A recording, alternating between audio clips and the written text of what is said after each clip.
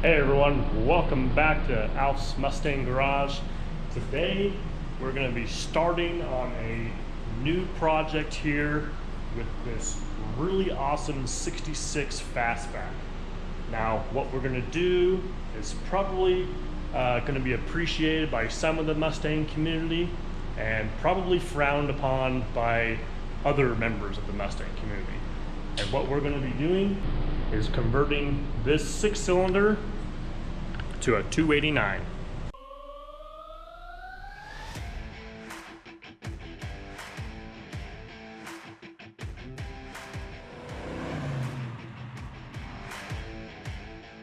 What we want to do in this series of videos, we're going to do a whole series kind of like what we just did on rebuilding a 289. But what we want to do is kind of show you what is all involved to convert, a 6-cylinder car to a V8 car, relatively factory stuff, okay? And it's going to be, obviously the engine, the mounts, the transmission, the rear end, the suspension, the steering. We're going to do all that kind of stuff and kind of do like a nice little series of videos and kind of demonstrate what you should do, not necessarily what you have to do, but what you should do when doing one of these. This particular owner of this car is kind of faced with a dilemma. This 289 is worn out, she's tired, she's seasoned, she needs a full rebuild. So in the wake of that decision, we can either rebuild the 6-cylinder or we can do the 289 conversion. She has opted to decide to go ahead and convert it to a 289, a little more fun, maybe give it a little GT look.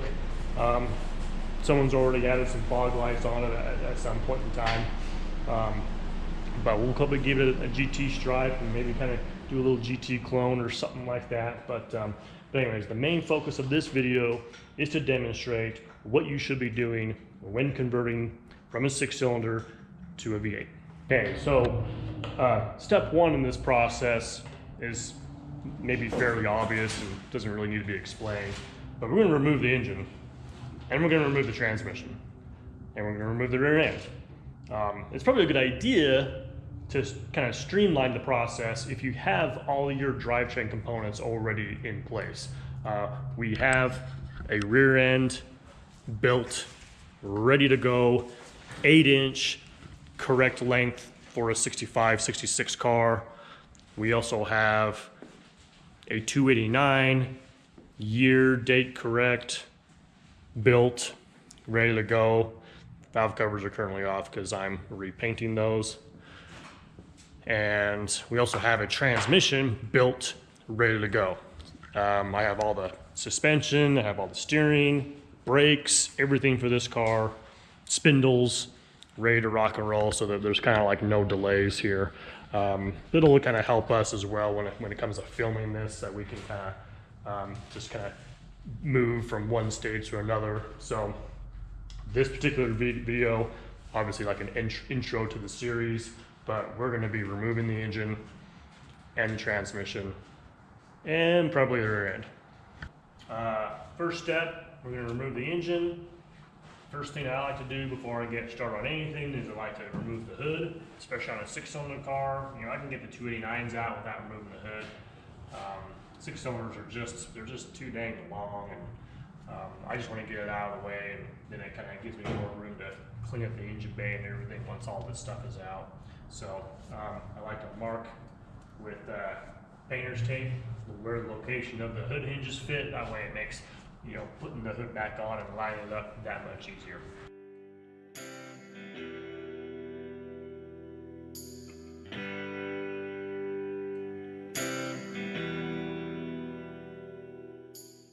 Next thing we're going to do, disconnect the battery, remove the battery.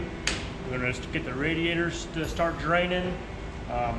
While that's draining, we're going to take off a bunch of the top end stuff here. It's just kind of obvious, and just get it out of the way. And then I think the way I'm going to do this is I'm going to drop the transmission first, and then it just makes it that much easier to just pull the engine out.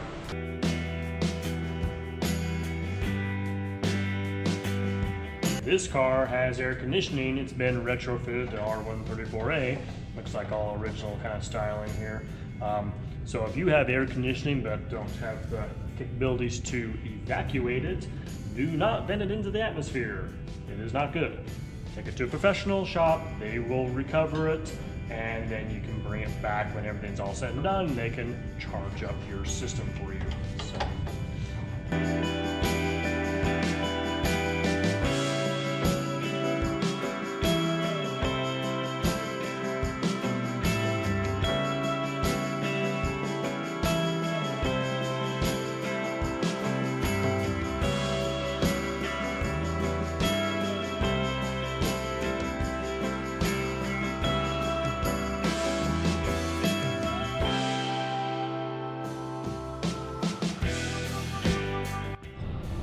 Okay, so we're back up in the air. So from here, we're gonna drain the radiator. We're gonna disconnect the transmission cooler lines.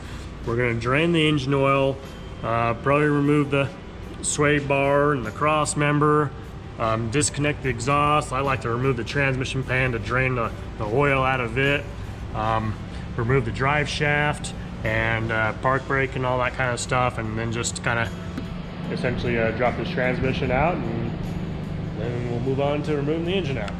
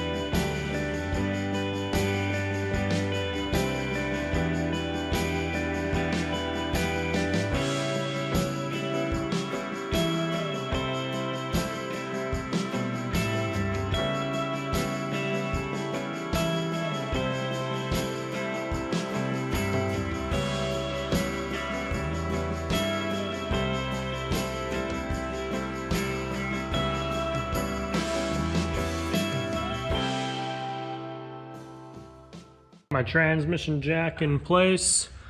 We've rotated the engine around, got all the torque converter nuts, we got the starter motor out, we got the cross member out, drained the radiator, drained the engine, drained the transmission pan, got the park brake assembly removed, the drive shaft is removed, transmission cooler lines are removed,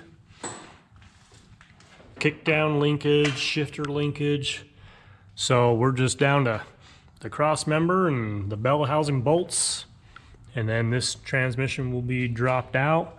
One thing I do like to do on the 6-cylinder cars is I kind of like to put a spin jack here on the back. These 6 cylinders are just kind of long, so just to kind of not put a whole bunch of torque on these little tiny engine mounts, I like to put a little support underneath them. So because even though it's a 6, it still weighs quite a bit. So yeah, should have this transmission out real soon.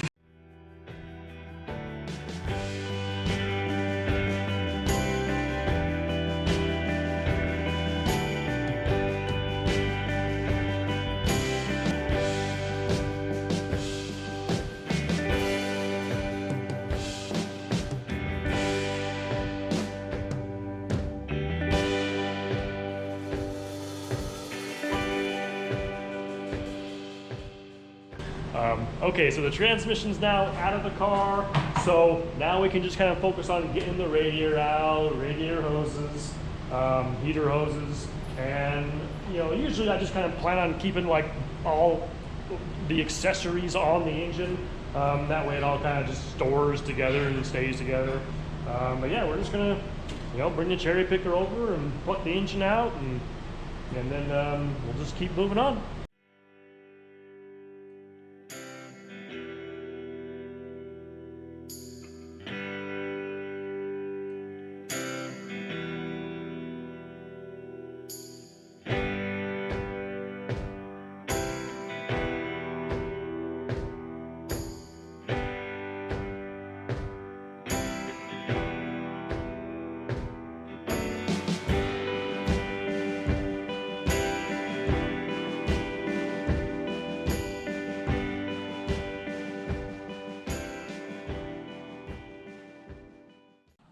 Okay, well this sucker's coming out. You know, once you have your trans out, like, man, there really isn't much to these engines. It's always nicer when you have a helper too. Kind of help stabilize it and twist it as you lift it right on out of there.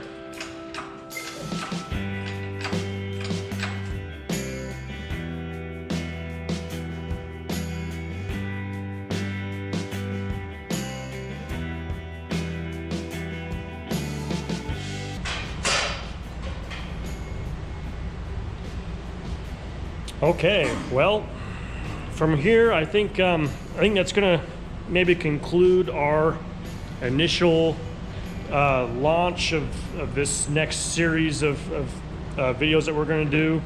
So engine and trans are out.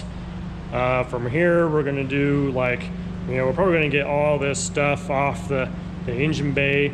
As far as the conversion goes that you need to know about, I mean, obviously the engine mounts are going to be different. We are going to do a brake system upgrade, power front disc brakes. It's going to get new spindles, new steering, new suspension. We're going to put a Borgenson power steering system in this. The rear end's going to come out, all that fun stuff. All those videos will be probably filing out as I get around to them, and you know, 1 week at a time I'll start to launch videos. So. But this is the beginning of the 289 conversion. So anyways, appreciate you being here. Thanks for watching. If you enjoy the videos, give us a thumbs up. If you want to follow us along, subscribe to the channel. Those little things do help us when it comes to making more videos, which are hopefully helpful for you guys. So we'll catch you next time.